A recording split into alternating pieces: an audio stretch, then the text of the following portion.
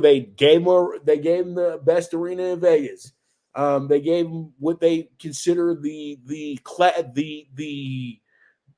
top promoters in boxing because they got the ESPN deal, but they haven't been the top promoters in boxing in 40 years, maybe ever. You know what I mean? Keep it real. Top Rank is an absolute just con artist of a situation. Let's keep it real. You've had maybe 5 guys that were just those dudes, but you've been able to put on the greatest boxers and promote their fights or blah, blah, blah, blah, blah, whatever. But you guys got to stop sitting up in here putting people out here that are not headliners. Shakur Stevenson's not a headliner. Okay.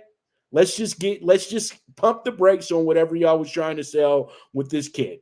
He is not it at all. He has one of the worst attitudes you've ever seen on a boxer. He's a guy that doesn't like the media, even though the media is in love with him. He's a guy that really makes up excuses after excuse after excuse when things don't go his way. Everything is always, well, I didn't nobody cares. Okay, you won the fight. It's good just not say anything. You know what I mean? Because at the end of the day, you're not going to be able to win any of these fights, any of these arguments that you're trying to put yourself in. People saw somebody who was running last night, okay? I understand the sweet science. I am the biggest fan of the sweet science. I love a guy that hits and doesn't get hit. But the thing is, though, when you are voluntarily on your bike and you're throwing 10 punches around, it's called running. It's not boxing. Floyd stayed in the pocket. Purnell stayed in the pocket. You did not stay in no pocket. All you did was just run around the ring. De Los Santos, though, you could be better. He didn't know how to cut off a ring. That's what it seemed like. De Los Santos was doing way too much posturing and way too much bullshit. So at the end of the day, I feel like the guy just came for a check because he knew he wasn't going to be able to have a fight with Shakur Stevenson. And a lot of people were upset about the way this fight was scored. I scored the fight 116-112. 2 judges in Las Vegas scored the fight 116-112. I know how to judge fights. I could actually sit there ringside and judge a fight accordingly. So don't question where I'm coming from because I know what I'm looking at. And the thing is, at the end of the day, in the first 6 rounds of the fight, it was a pretty even fight. And then by the time we got to the 7th round, that's when Shakur was able to take over. But that's when the fight got really boring as well, too, because he did absolutely nothing but run. He hits him with 2 jabs, a body shot, then I'm on my bike. I'm on my bike again. I'm on my bike again. Damn, boy, are you about to send out some papers or something? You know, I ain't never seen a guy on his bike unless it was the Paperboy video game that much. Golly, you know what I mean? It wasn't a good showing for a guy that says that he's the next up. He's the truth. He can beat everything that walks into the ring with him, all that good stuff.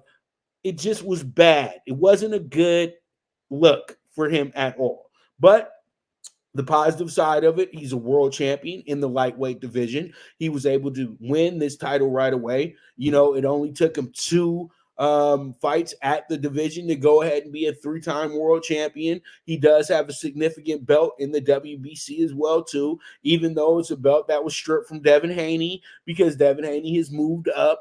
And pretty much Devin Haney has the first right to go ahead and say, you know what, I want my belt back if he wants to.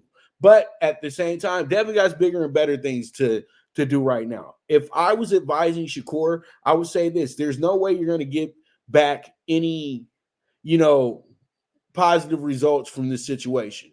Let's just nip it in the bud, let it go. We're going to celebrate that you won the WBC title. That's great. If you're hurt, let's go ahead and heal you up. Let's get you right. Let's wait until sometime mid next year to get you back in the ring. Let's make sure you're still in tip-top shape, all that good stuff. Don't get distracted.